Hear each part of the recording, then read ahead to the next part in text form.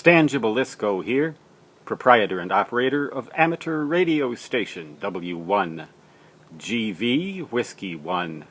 Good vibrations on this Independence Day 2017. I'm sorry if I haven't responded to all of the comments that I've been getting on some of my recent videos, but I still don't know how to drive the YouTube truck quite right, and every time I start thinking I know how to drive it, they throw something new at me. But I did come across a comment, or a question really, saying that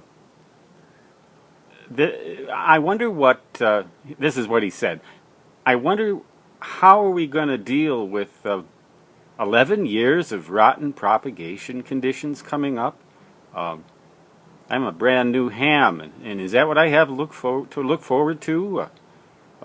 I guess he must have seen one of my videos having to do with the sunspot cycle and the passage of the recent maximum and the approach of a long solar minimum.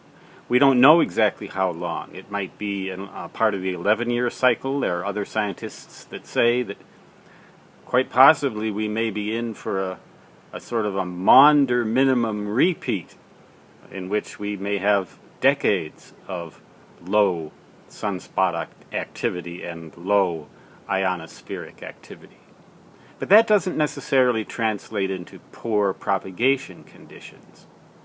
The DX that we may have been familiar with in years just gone by, where 10 meters is open until after sundown, sometimes almost worldwide, sometimes almost paradoxical communication on 15 meters and 17 meters and 20 meters.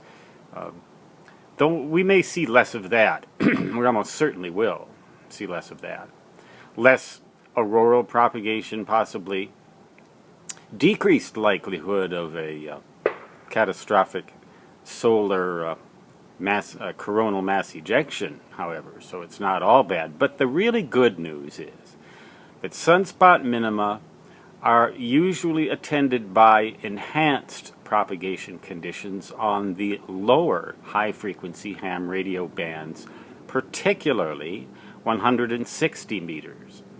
If you have, even if you don't have the real estate, but particularly if you do, or if you can have access to a campsite, or have access to remote control operation through a station who does have a good QTH with a lot of real estate, you may find that nighttime communication on 160 meters is something you'd have never dreamed possible.